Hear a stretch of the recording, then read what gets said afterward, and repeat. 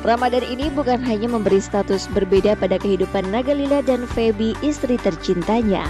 Asalnya menurut sang istri, vokalis tampan band Lila tersebut lebih terlihat religius dalam menjalani ibadah puasanya di bulan Ramadan tahun ini. Lantas, apakah yang memberi perubahan pada diri Naga yang kabarnya lebih religius dari Ramadan tahun sebelumnya?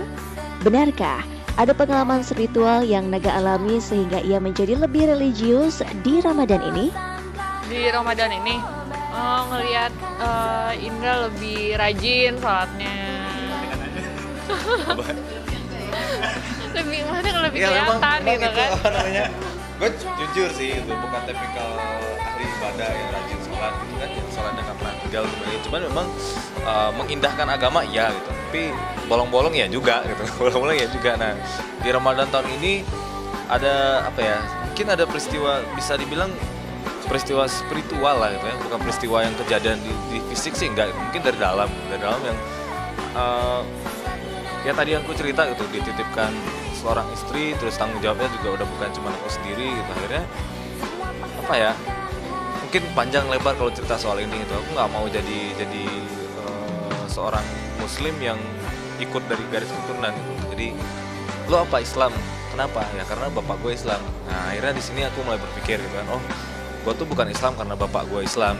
Saya mulai mencari-cari lah gitu. Karena proses itu pun aku sering cerita sama istri kan.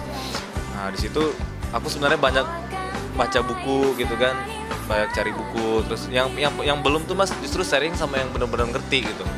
Itu belum kesampaian. Mudah-mudahan suatu saat kesampaian. Banyaknya pengalaman hidup Nagalila menjadi salah satu pembelajaran berharga bagi dirinya.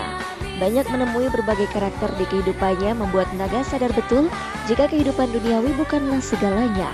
Saling berbagi dan menjalani semua aturan Sang Khalik menjadi prinsip teguh yang Naga pegang sekarang ini demi mendapatkan kebahagiaan hakiki baik di dunia maupun akhirat nantinya. Sebenarnya mas, kalau aku bergaul dari yang brengsek sampai yang ini juga ada gitu kan.